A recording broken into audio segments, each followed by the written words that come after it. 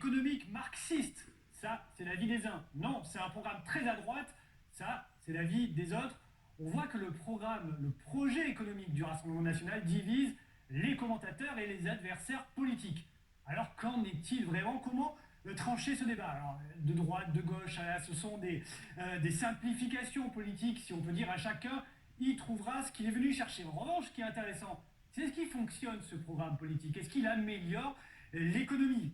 On va se concentrer sur le programme fiscal, les impôts. Alors globalement, Jordan Bardella l'a annoncé hier, oui, il va y avoir beaucoup de baisses d'impôts, à commencer par la TVA sur l'énergie, qui devrait passer à 5,5 si un gouvernement Rassemblement National venait à être au pouvoir. Donc c'est une mesure pour le pouvoir d'achat.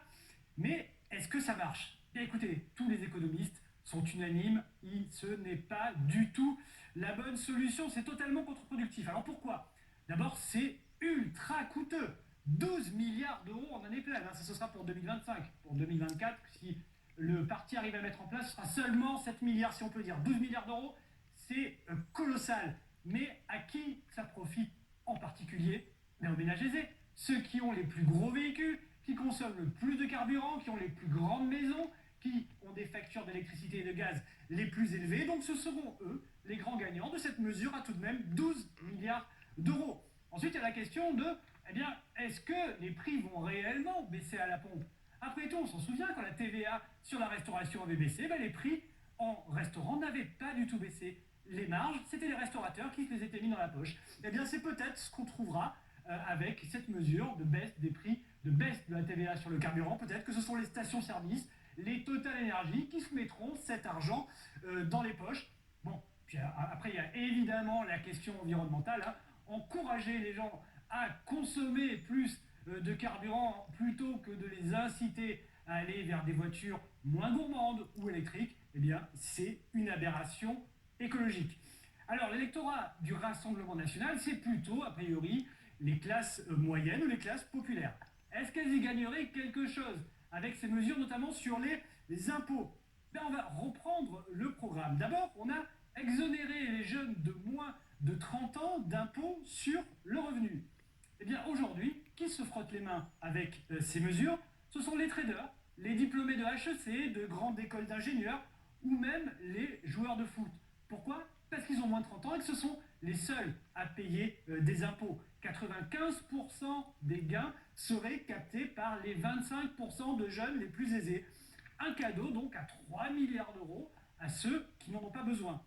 Autre mesure, défiscaliser les donations jusqu'à 100 000 euros, vous le voyez, tous les 10 ans, au lieu de tous les 15 ans aujourd'hui.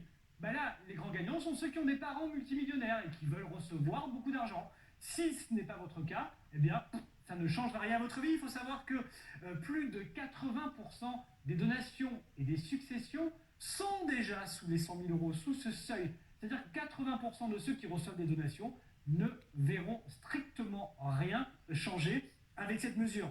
Enfin, on a la suppression de l'IFI, l'impôt sur la fortune immobilière, donc sur les maisons, les appartements, qui sera remplacé par un impôt sur les transactions financières. Qu'est-ce qui va se passer là?